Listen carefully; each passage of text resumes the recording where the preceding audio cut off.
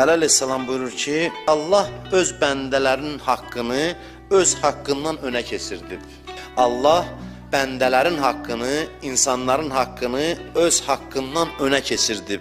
Yəni, əvvəl bəndələrimin haqqını ver, sonra gəl qapıma. Cəmaatın haqqını ver. Kiminsə haqqın tapdalanmısan, get halallaş gəl. Rəhmət Peyğəmbəri də Peyğəmbər, hə? Qadınının haqqını pozan, haqqını tapdalayan kişiyə deyirdi, lənət olsun sənə. Qadının haqqını tapdalayan, qadının ürəyini sındıran həyat yoldaşının. Eyni zamanda qadınlara da həmin sözü deyirdi. Namaz qılırsan, bir nəfər gəlib deyir, borcumu ver. Deyir, namazını saxla, get borcumu ver.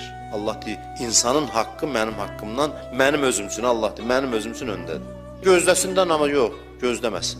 Sən namazını saxla, get, onun haqqını ödə. O getsin, sonra gəl namaz qıl. Görmür, mən Allaha ibadət edirəm, mən namazı fəzilətdə qılıram. Xeyr, insanın haqqı önəmli.